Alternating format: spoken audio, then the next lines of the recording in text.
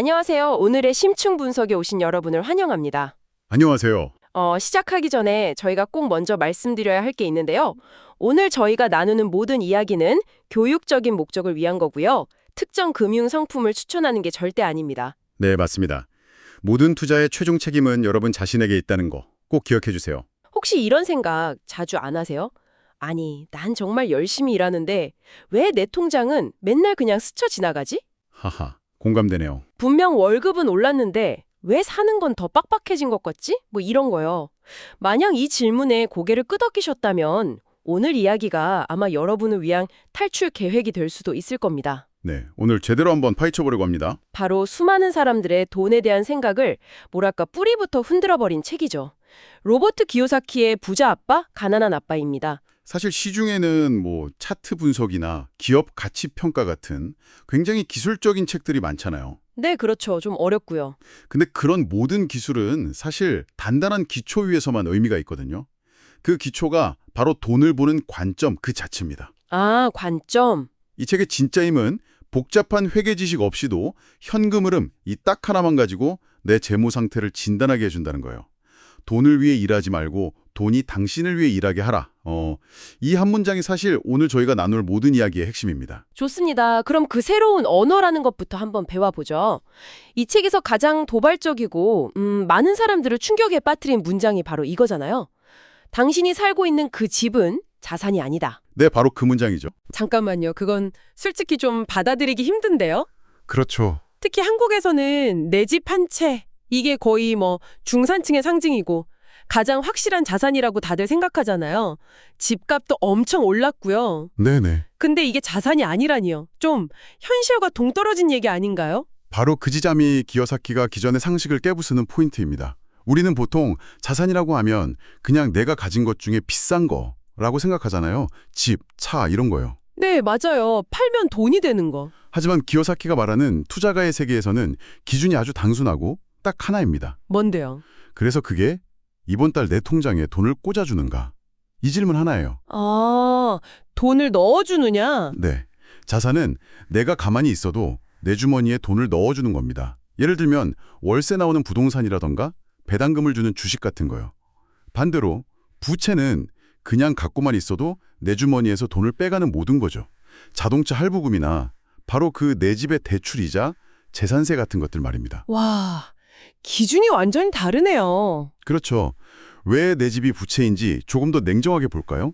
첫째는 눈에 보이는 유지비용이에요. 대출이자, 재산세, 보험료. 갑자기 보일러 터지면 수리비 나가고 끊임없이 돈을 달라고 하죠. 맞아요. 돈 들어갈 때가 너무 많아요. 그리고 둘째는 눈에 보이지 않아서 더 무서운 건데 바로 기회비용입니다. 기회비용이요? 네, 그 집에 묶여있는 몇 억을 만약에 그냥 S&P 500 인덱스 펀드에 넣어뒀다면 어땠을까요? 지난 10년간 복리 수익이 얼마였을까요? 그 엄청난 기회를 포기한 대가가 바로 내 집일 수 있다는 거죠. 아, 그렇게 생각하니까 진짜 머리가 좀 띵하네요. 물론 이 책이 쓰여진 시대적 배경도 고려는 해야 합니다. 저금리 시대였기 때문에 빚, 즉 레버리지를 굉장히 긍정적으로 보거든요. 요즘 같은 고금리 시대에는 좀 위험할 수 있겠네요. 정확합니다. 그 좋은 빚이 순식간에 내 현금 흐름을 망가뜨리는 나쁜 빚으로 태어날 수 있다는 건 꼭 기억해야 합니다. 아, 그러니까 집값 상승 같은 시세 차익이랑은 별개로 매달 현금이 들어오느냐 나가느냐 그 현금 흐름으로만 보라는 거군요. 바로 그겁니다. 와, 그럼 우리가 어디에 갇혀 있는지도 알았고 새로운 언어도 배웠으니까 이제 탈출 지도를 봐야겠네요. 그 현금 흐름 사분면이라는 게 바로 그 지도라고 들었습니다. 맞습니다. 이 지도는 우리가 돈을 버는 방식을 크게 네 가지로 나눠요. E, S, B, I. 지도를 보면 왼쪽이랑 오른쪽 두 구역으로 나뉘는데요. 왼쪽, 그러니까 E랑 S는 내 시간을 돈으로 바꾸는 노동소득의 영역이고요. 오른쪽, B랑 I는 시스템과 돈이 나를 위해 일하는 자본소득의 영역입니다. 아, 왼쪽과 오른쪽. 자, 왼쪽부터 볼게요. E는 employee, 바로 봉급생활자입니다. 이분들에게 가장 중요한 가치는 안정이죠. 하지만 월급이 통장에 찍히기도 전에 세금부터 떼이잖아요. 그렇죠. 원천징수. 번다, 세금 낸다, 쓴다. 이 순서에서 절대 벗어날 수가 없어요. 하하. 저도 그 쳇바퀴 아주 맹렬하게 돌리고 있습니다. 월급날만 되면 카드값이랑 이자가 귀신같이 먼저 빠져나가죠. 그럼 S는 뭔가요? S는 self-employed, 자영업자나 의사, 변호사 같은 전문직을 말합니다. 이분들의 핵심 가치는 독립성이에요. 아, 난 남 밑에서 일을 못해. 내가 직접 해야 돼. 이런 분들이죠. 기도의 오른쪽으로 가보죠. 여기가 바로 경제적 자유가 있는 곳입니다. B는 비즈니스 오너, 사업가입니다. 이 사람들은 시스템을 만들어요. 내가 없어도 돈이 벌리는 시스템을 구축하는 거죠. 시스템이요? 네, 나보다 똑똑한 사람들을 고용해서요. 타인의 시간을 쓰는 거죠. 그리고 마지막 I는 investor, 투자가입니다. 이들은 돈이 돈을 벌게 만들어요. 타인의 돈과 복리의 마법을 이용해서 자본 자체가 나를 위해 일하게 하는 거죠. 이게 진짜 최종 단계라고 할 수 있습니다. 그러고 보니 그 비사업가들은 단순히 사람만 쓰는 게 아니라 법인이라는 시스템을 쓰잖아요. 그렇죠. 이게 바로 사람들이 말하는 그 부자들이 쓰는 세금이라는 비밀 통로, 이거랑 연결되는 거 맞죠? 정확합니다. 바로 그 지점에서 부가 쌓이는 속도가 뭐랄까 기하급수적으로 달라져요. 아까 봉급생활자 2의 현금 흐름이 번다, 세금 낸다, 쓴다 순서라고 했잖아요. 네. 그런데 법인을 가진 사업가 B는 순서가 완전히 반대입니다. 번다, 쓴다, 그리고 남은 돈에 대해서만 세금을 낸다. 네. 세금을 내기 전에 돈을 먼저 쓴다고요? 네, 잠깐만요. 저는 월급 들어오기도 전에 세금부터 떼이는데 이거 거의 반칙 아닙니까? 하하, 이게 바로 시스템의 힘이죠. 사업가들은 사업에 필요하다고 인정되는 여러 지출을 세금 내기 전의 돈, 즉 세존 소득으로 처리할 수 있어요. 예를 들면 어떤 것들이요? 뭐 업무용 촬영 리스비나 기름값, 사업 미팅 식대, 새로운 걸 배우기 위한 교육비나 책값까지요. 이걸 전부 비용으로 처리해서 세금 낼 소득 자체를 합법적으로 줄이는 겁니다. 와. 그러니까 법인 설립은 그냥 장사를 하려는 목적도 있지만 국가가 자본가에게 주는 세금 인센티브라는 시스템을 이용해서 부의 스모볼을 더 빨리 굴리려는 전략적인 도구인 셈이죠. 출발선이 완전 다르네요. 물론 이건 반드시 합법적인 테두리 안에서 유능한 세무 전문가랑 같이 해야 합니다. 그럼요. 근데 이런 비밀 통로를 알면서도 왜 대부분의 사람들은 여전히 그 왼쪽 세양지일 쳇바퀴에서 벗어나질 못하는 걸까요? 기요사키는 두 가지 감정을 원인으로 꼽아요. 바로 두려움과 욕심입니다. 두려움과 욕심. 네. 첫째, 돈이 없으면 어떡하지? 하는 두려움 때문에 만족스럽지 않아도 직장을 계속 다니게 되는 거죠. 월급에 의존하게요. 둘째, 월급이 들어오면 그 돈으로 더 좋은 차, 더 넓은 집, 이런 걸 사고 싶은 욕심이 생기죠. 그렇죠.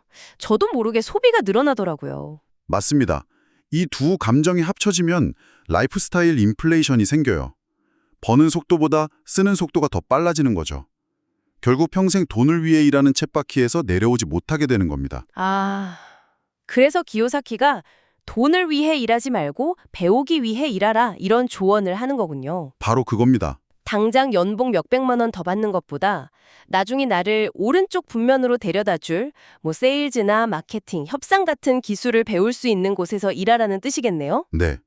다만 이 책의 모든 조언을 지금 이 시대에 그대로 받아들이는 건 조금 위험할 수 있어요. 아, 어떤 부분에서요? 예를 들어서 기요사키는 주식이나 펀드 같은 금융 투자를 패배자들의 게임이라고까지 말하면서 좀 안 좋게 보는 경향이 있거든요. 네, 저도 그 부분은 좀 의아했어요. 하지만 요즘은 다르죠. 워런 버핏도 유언으로 남겼을 만큼 S&P 500 같은 시장 지수를 따라가는 인덱스 펀드는 평범한 직장인들이 부를 쌓는 가장 현실적이고 강력한 도구라는 게 이미 증명됐잖아요. 아, 그렇다면 기요사키의 그 핵심 철학은 받아들이되 투자 수단은 2024년 현실에 맞게 S&P 500이나 리츠 같은 걸로 바꿔서 적용해라 이런 말씀이시군요. 아주 예리하십니다. 맞습니다. 근데 그렇게 되면 기요사키가 그렇게 강조했던 부동산 레버리지의 그 폭발적인 수익률은 좀 포기해야 하는 거 아닌가요? 그렇죠. 포기해야 할 수도 있죠. 하지만 동시에 고금리 시대의 레버리지 때문에 파산할 위험도 같이 피할 수 있는 겁니다. 핵심은 이거예요. 기요사키의 정신, 그러니까 자산과 부채를 현금 흐름으로 구분해라, 자본소득을 추구해라는 건 계승해야 합니다. 하지만 그 정신을 실현하는 도구는 시대에 맞게 유연하게 선택해야죠. 부동산만이 정답은 아니라는 겁니다. 안정적인 배당주, 소액으로 투자하는 리츠, 내 주머니에 꾸준히 현금을 넣어주는 모든 게 당신의 훌륭한 자산이 될 수 있습니다. 와, 오늘 정말 머리를 한 대 맞은 것 같은 기분인데요. 자, 오늘 이 긴 여정을 한번 정리해 보겠습니다. 첫째, 돈에 대한 언어를 다시 정의하라. 내 주머니에 돈을 넣어주는 것만 자산이다. 그렇죠. 둘째, 현금 흐름 지도를 보고 오른쪽으로 이동하라. 월급 말고 나를 위해 일해줄 시스템을 만들어라. 네, 시스템. 그리고 셋째, 배우기 위해 일하라. 당장의 월급이 아니라 미래의 자산을 만들어줄 기술에 투자하라. 완벽한 요약이네요. 그럼 마지막으로 여러분의 생각을 한 번 더 흔들 질문 하나랑 오늘 당장 시작할 수 있는 과제를 하나 드릴게요. 네, 좋습니다. 부는 돈의 액수가 아니라 시간으로 측정됩니다. 만약 당신이 오늘부로 일을 그만둔다면 지금 가진 자산으로 며칠이나 생존할 수 있습니까? 통장에 찍힌 0의 개수가 아니라 바로 이 시간이 당신의 진짜 부입니다. 그리고 당신의 한 달 지출보다 노동 없이 들어오는 소득이 단 1원이라도 많아지는 그 순간, 노동은 생존을 위한 의무가 아니라 자아 실현을 위한 선택이 됩니다. 와, 시간으로 부를 측정한다. 그래서 오늘의 실천 과제는 이겁니다. 오늘 밤 조용한 곳에서 종이 한 장만 꺼내보세요. 한쪽에는 당신의 소득을, 다른 쪽에는 모든 지출 항목을 한번 다 적어보는 겁니다. 그리고 그 지출 목록을 보면서 이게 미래에 돈을 벌어다 줄 자산을 위한 지출인지 아니면 내 돈을 갉아먹는 부채를 위한 지출인지 냉정하게 한번 구분해 보세요. 만약 자산을 위한 지출 칸이 텅 비어 있다면 그 칸을 채우기 위해 내일 당장 시작할 수 있는 아주 작은 것 딱 하나만 정해보는 겁니다. 예를 들면 어떤 게 있을까요? 단돈 10,000원으로 배당주 한 주를 사보는 것도 좋고요. 부업을 알아보기 위해 관련 책 한 권을 주문하는 것도 좋습니다. 아주 작은 거라도 괜찮아요. 그 작은 행동 하나가 오늘 저희가 함께 그린 탈출 계획을 실행에 옮기는 위대한 첫걸음이 되겠네요. 다음 시간에는 오늘 이야기한 이 자산 항목을 구체적으로 어떻게 채워나갈 것인지 현실적인 포트폴리오 전략에 대해 더 깊이 파고들어 보겠습니다. 지금까지 더 딥다이브였습니다. 감사합니다. 감사합니다.